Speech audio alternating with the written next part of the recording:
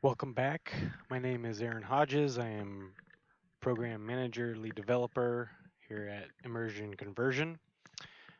And I have for you a presentation for the UI development as well as some of the inventory items, pickups, and upgrade system that we have for the Super Soldiers series.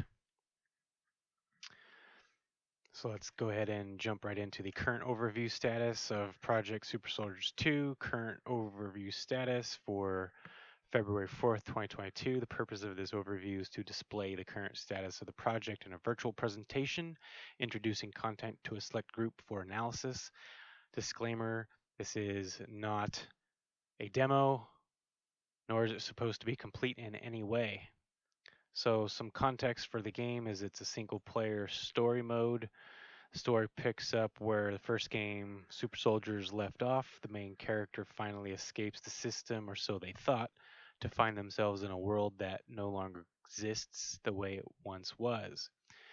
The main level is an open world environment in a post civilized world now under the control of AI, and the player must avoid being spotted by the new system as well as collecting the supplies necessary for survival. Now, in the previous video, I showcase the open world map a bit, and right now I'm going to do UI, inventory, and some of the pickups and the upgrade system. So as you can see here, this is the demo map for what we're working on. This isn't the map we're working on, so I'll just jump right in, play from here, and let's wait for some of this to go away. In the top left hand corner, you can see the hydration is counting down below 10%. We have a canteen in ounces, which we don't have yet. That's why there are no ounces. We have hunger counting down, and let's see, we got health bar. The location of this UI or HUD will change most likely. This is a very first ground level development. This has only been in development for maybe less than a month. And it's been a couple of months since I've actually entered this project, so bear with me if I'm a little bit rusty in demoing it with all the temporary controls to make all this stuff work.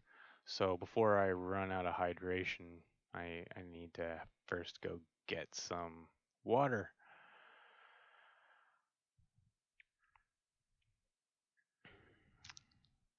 And if we run out of either food or water, it will affect your health. I'm going to try to get some of that before I lose it because I want to demo that in a different way. So let's quickly hydrate, pick it up and hydrate. I know that was a little quick. I wanted to showcase that a little bit more, but whoops. But we can do it on these meals ready to eat. This is the overlap for the pickups. So it'll actually tell you what button to press and give you brief description of what it is that we're dealing with. So let's go ahead and pick up these MREs. Let's go ahead and pick up some of this canned food. Right, so we can actually cook this canned food that will be built out later on. Right now, it's all bound to hotkeys just to show that the food works by filling your hunger. So we'll just collect it. But the goal is later on that to actually take the canned food, put it up onto the fire that you saw where I first spawned in, and actually cook it and heat it before eating the canned goods. But ultimately, the end result will still be the same. It will fill you up. So let's go ahead and let's go collect a few more things first. Let's go over here to, where are we? The garage. Go into the garage. And by the way, this character in this view is not final. The character could change and this first person view of the shoulder could change. And right now I'm holding down the Alt key and I'm attempting to swivel the camera just to give it a different angle. But we're still open to debate whether or not we're going to do first person or third person and where this camera is going to set, or if we're going to have the ability to alternate. So right now we're going to pick up some electrical parts used for crafting. We've got some metal parts used for crafting. We've got this paintball gun that really just resembles the first gun that we're going to work with, which is the plasma rifle. So let's go ahead and open the inventory and forget about this landing picture here. This is just a temp picture from an old screenshot from a different game that I play, Arma 3 series, but it has no bearing on what I'm going to do here. But you can see now at the bottom there's a list of metal parts which we've already collected, so that's now at 55. There's plastic, rubber, electrical quantum, black powder.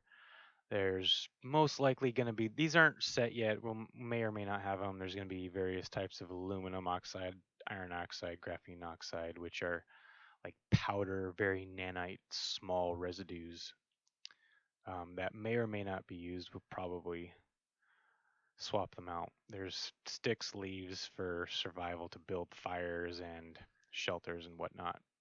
But the player will be carrying a canvas tent instead to pitch a tent. But you'll also have the option to build something if you want.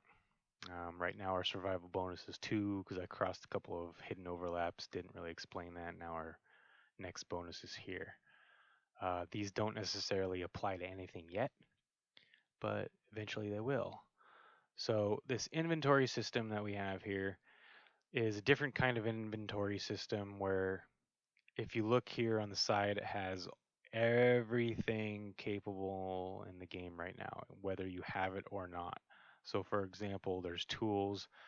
You'll have an EMP tool, scanner, hacking software, virus software. These are all set to 0 because we don't have them. The survival gear, I've already picked up a canteen, I've already picked up 2 MREs, I've already picked up 4 canned food, but you see there's a propane burner and a skillet that'll also be involved later on with cooking the canned food. But you can see that they're marked with dashes because we haven't developed that yet. Anything that has an integer is technically functional. So we got first aid, we've got bandages, we've got a personal aid kit, we've got some modern weapons with a list of modern weapons, we've got modern ammunition to go with it. There's a list of modern explosives, different types of explosives that you'll have, and then there's these next generation weapon systems, magnetic gloves, which haven't been developed yet. The name for it is under debate. Basically, it's going to be how you do hand-to-hand combat with the artificial intelligence or robots or, you know, Skynet Terminators, whatever we end up calling them, the drones, where you can actually basically engage with them hand-to-hand combat, and these magnetic gloves will essentially cause an explosion or some kind of repulsion where it'll blast them backwards, cause damage. But we have now a plasma rifle, so we'll go ahead and click on that and test that out. And as you can see over here, it has a list of upgrades you can do to it: damage, energy capacity, and a recharge rate.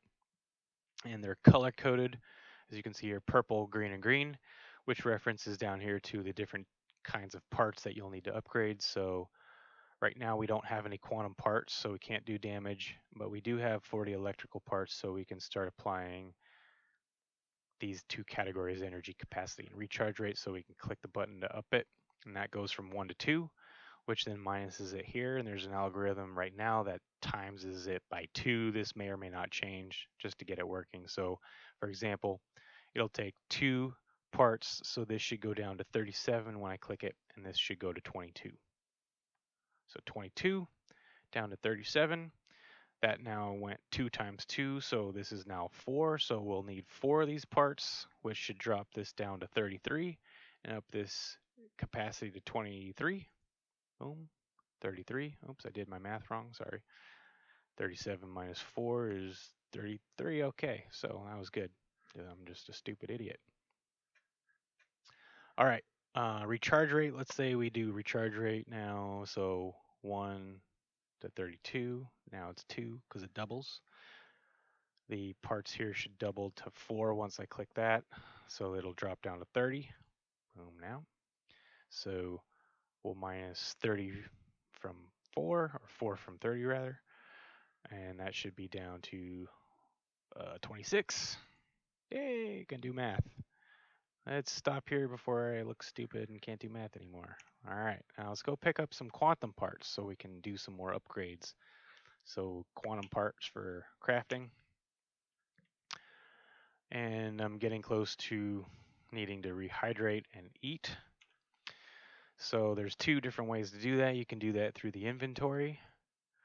So we can go down to survival and we can click on our canteen, which has a placeholder image for now, has some stats for it, the inventory, the description, but it also has the volume in ounces of your canteen and the current hydration status, which can also be shown on the heads up display on the top. So you got 8% counting down to 7, you got 33 ounces on your canteen, which should match up with our inventory. If we go down to the canteen, 7%, 33 ounces left, so we can take a drink.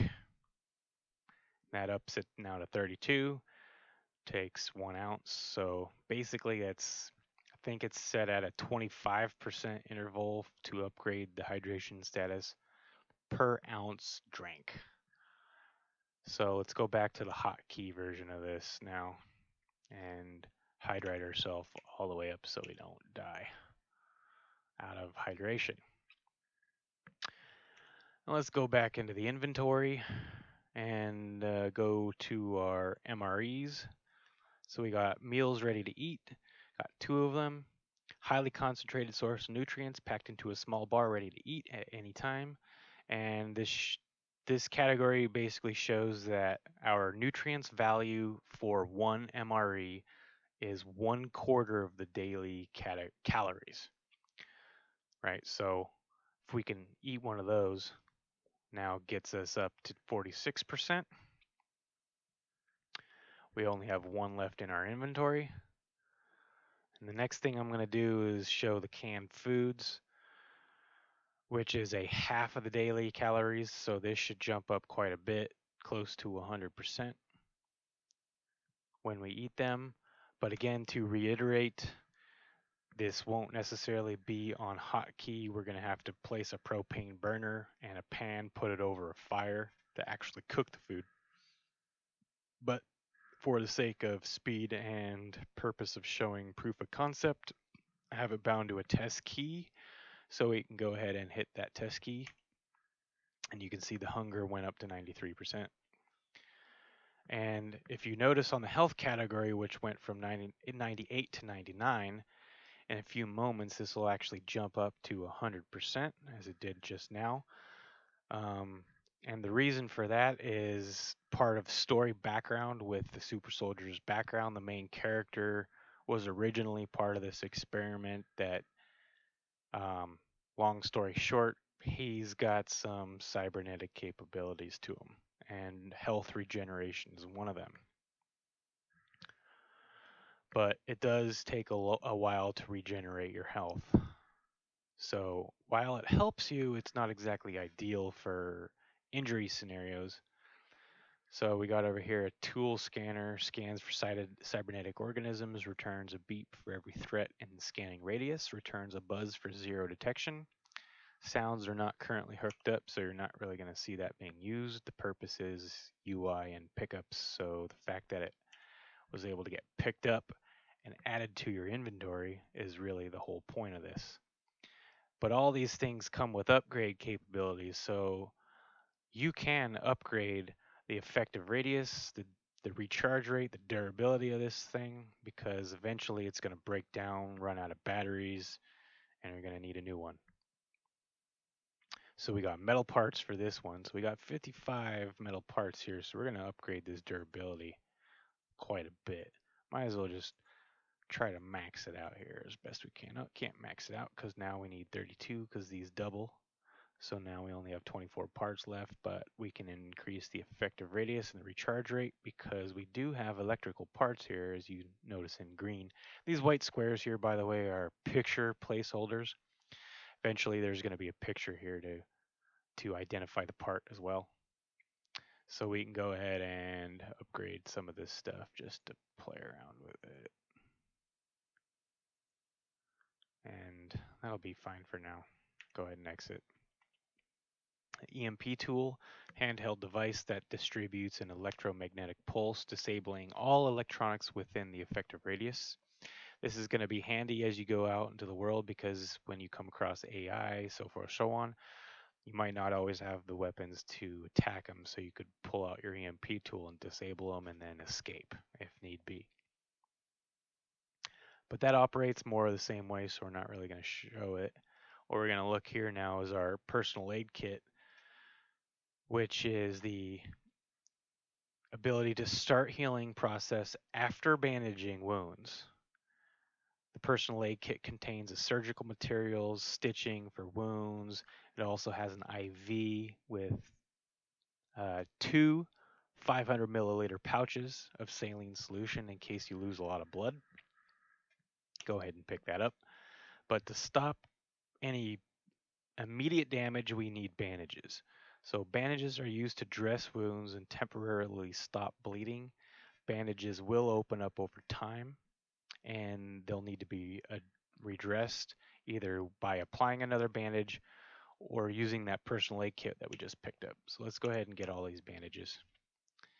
And we got a USB stick for hacking software that we can use to infiltrate the shadow net.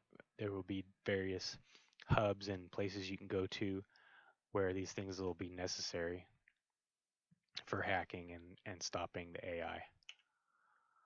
We also have virus software, which is also used to neutralize ShadowNet databases, kind of similar way, but slightly different.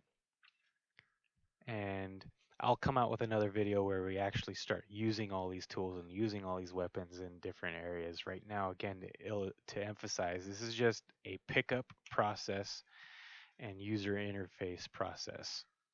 So again, if I wanted to check my inventory now, I got EMP tools, scanners, got hacking software, and other kinds of things. So again, I can upgrade some of these things.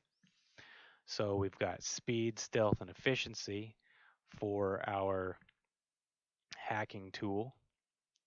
So it increases the speed that we can hack. Our stealth ability, which is the detection from AI, which may or may not happen before or after you're done hacking. And then, of course, your efficiency, which is how effective is it? Will the hack be successful or not? I can check our scanner, and it has similar things, effective radius. I think I already did that. So we got virus software now. Speed, stealth, efficiency, same kind of categories.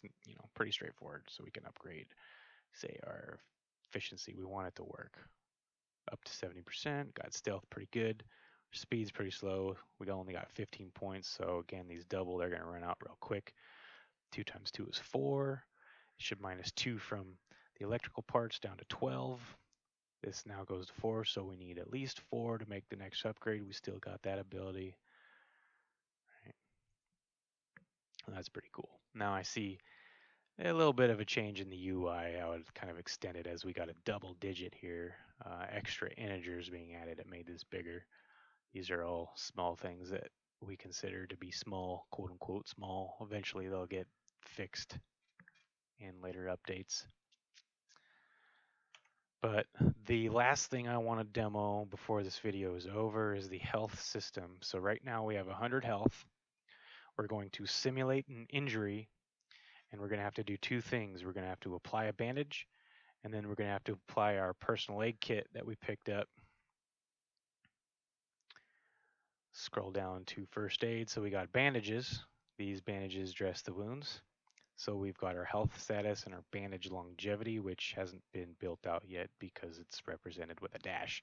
This will basically be the time at which your bandage lasts, so you'll be able to actually see that here. Our personal aid kit really only has a health status because once you apply your personal aid kit, you'll be at 100% again. So we've got these two things here. We'll go ahead, back out and simulate an injury. Oh, we just got injured. Now we're down 15 points damage and counting really quickly. As you can see, this is going down really fast. We've got a different color on the screen to simulate that you're injured or bleeding, more or less. So this is going to count down pretty quickly, so you're going to have to apply a bandage. We'll go ahead and do that with the hotkey for bandaging. As we're dressing the wound, now we're done. It stops the bleeding. And from this point on, the screen hasn't fully come back to its original color, so you're still wounded. And if you notice, the health bar will progress from 53 to eventually 54 and on and on and on, because again, you have the regeneration ability due to your previous implants, cybernetic implants, right? So if you wanted to save your personal aid kit because you only got one and maybe you're out of damage, you could run away back to your bug out bunker, you know, um, eating some food might help, but if you eat some nutrients or some MREs, for example, it's not going to necessarily affect your health. It affects your hunger, but not your health. So I still got some canned food I can do to get this up to 100% health, but again, it doesn't affect the overall health, right? But you could hide out in this scenario and wait if you wanted to save your personal aid kit, but I'm going to use my personal aid kit now to just get full health.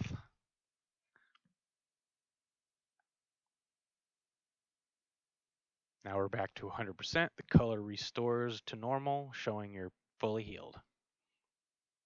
And then you can go back to normal. And that is the end of this demonstration. If you would like to send feedback, go to Immersion-Conversion.com. Go ahead and send us some feedback or contact me on Discord. The links for all that stuff will be in the description of the video at some point. If it's not right away, I apologize. I'm only one person right now. But thanks for the video and stay tuned for more videos to come.